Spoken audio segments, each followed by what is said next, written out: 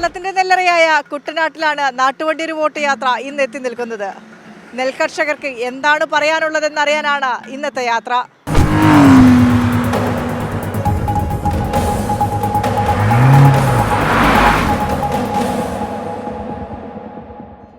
കണ്ണീരില്ലാത്ത വലിയ കഷ്ടപ്പാടില്ലാതെ കടന്നു പോകുന്ന ഒരു കാലത്തിന്റെ കഥ കൂടി പറയുകയാണ് കുട്ടനാട്ടിലെ നെൽകർഷകർ. കൂടെ ചേർത്ത് പിടിക്കാൻ ഒരു സർക്കാർ ഒപ്പമുണ്ട് എന്നുള്ളത് വിശ്വാസം മാത്രമല്ല, അവർ അനുഭവിച്ചറിഞ്ഞ വസ്തുത കൂടെയാണ്. നല്ല രീതിക്ക് തന്നെ നടക്കുന്നു, ഒരു കുഴപ്പമില്ല. നല്ല രീതിക്ക് തന്നെ നെല്ല് കയറിയ വാടക തന്നെ പോവുകയാണ്. ഒരു കുഴപ്പമില്ലാത്ത രീതിക്ക് തന്നെ ഇവിടെ നെല്ല് കയറി പോകുന്നുണ്ട്. ആർക്കും ഒരു വിഷയമില്ല. നെല്ല് സംഭരണവുമായി ബന്ധപ്പെട്ട് ഇവിടെ പ്രത്യേകിച്ച് പ്രശ്നങ്ങളൊന്നും ഉണ്ടായിട്ടില്ല. കാരണം സർക്കാർ ഇപ്പോൾ കൃത്യമായിട്ട് കൊയ്യുന്ന നെല്ല് അതേപടി തന്നെ ഏറ്റെടുത്ത് കൊണ്ടുപോകുന്നുണ്ട്. ഇപ്പോൾ ഇത്രയും ഭാഗം കൊയ്തു. ഇന്ന് ഞായറാഴ്ചയാണ്. ഇന്നലെ വരെയുള്ള മുഴുവൻ നെല്ലും കയറിപ്പോയിട്ടുണ്ട്. ഇപ്പോൾ അത് വരുന്ന അനുസരിച്ച് നെല്ല് കൃത്യമായിട്ട് നെല്ലുകാർ സംഭരിച്ചുകൊണ്ട് പോകുന്നുണ്ട്. ക്ഷേമ പെൻഷൻ ആണെങ്കിൽ 2000 രൂപ ആക്കി കൊടുക്കാൻ തുടങ്ങിയിട്ടുണ്ട്. നെല്ലിൻ്റെ താങ്ങുവില 3000 രൂപ ആക്കിയിട്ടുണ്ട്. അങ്ങനെ ആശാവർക്കർമാർക്ക് വേതനം കൂട്ടി. അങ്ങനെ സർക്കാർ കൊണ്ടുവരുന്ന പദ്ധതികളെല്ലാം കൃത്യമായിട്ട് ജനങ്ങളിലേക്ക് എത്തിക്കാൻ നമുക്ക് സാധിക്കുന്നുണ്ട്. ഇവിടെ വെള്ളം പറ്റിക്കുന്നതിന് ഉള്ള സബ്സിഡി 2500 രൂപ പൂർണ്ണമായും ഇടതുപക്ഷ സർക്കാർ വന്നതിന് ശേഷമാണ് നൽകിക്കൊണ്ടിരിക്കുന്നത്.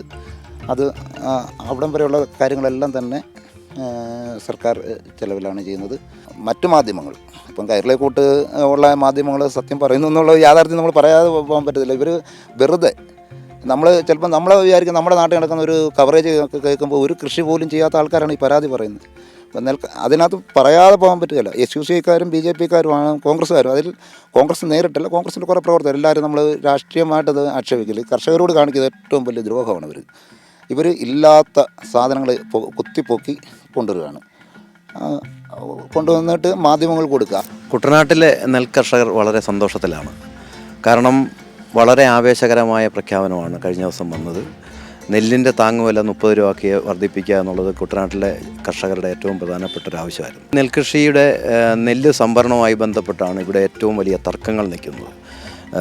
കോൺഗ്രസും അതോടൊപ്പം തന്നെ BJPയും യഥാർത്ഥ വസ്തുത മറച്ചു വെച്ചുകൊണ്ട് കുട്ടനാട്ടിലെ കർഷകരെ തെറ്റിദ്ധരിപ്പിക്കാൻ വേണ്ടിയുള്ള വലിയ പരിശ്രമം നടക്കുന്നുണ്ട്. ഇപ്പോൾ ഇത്തവണ വില വർദ്ധിപ്പിച്ചത് തന്നെ ഒത്തിരി കർഷകർക്ക് പ്രയോജനം ചെയ്തിട്ടുണ്ട്. കിട്ടാൻ തുടങ്ങിയിട്ടുണ്ട്. ഇപ്പോൾ വികസനങ്ങളൊക്കെ നല്ല രീതിയിൽ ഇവിടെ നടന്നുകൊണ്ടേയിരിക്കുന്നു. കുഴപ്പമൊന്നുമില്ല.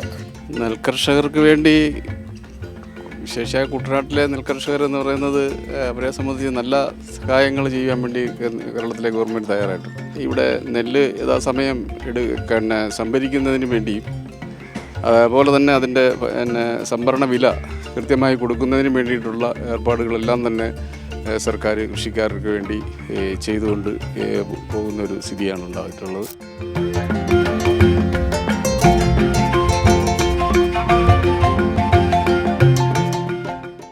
തെറ്റിദ്ധരിപ്പിക്കലുകളില്ല, പൊള്ളയായ വാഗ്ദാനങ്ങളില്ല. സർക്കാർ പറഞ്ഞ കാര്യങ്ങൾ, ചെയ്ത കാര്യങ്ങൾ, അതിലെ നെല്ലും പതിരും തിരിച്ചറിഞ്ഞാണ് കുട്ടനാട്ടുകാർ ഇത്തവണ പോളിംഗ് ബൂത്തിലേക്ക് പോകുന്നത്. അപ്പോൾ നാട്ടുവണ്ടി ഒരു വോട്ട് യാത്രയും ഇവിടെ നിന്ന് യാത്ര തുടരുകയാണ്. ഈ വണ്ടിയിലല്ല, നമ്മുടെ നാട്ടുവണ്ടി വോട്ട് യാത്രയിൽ.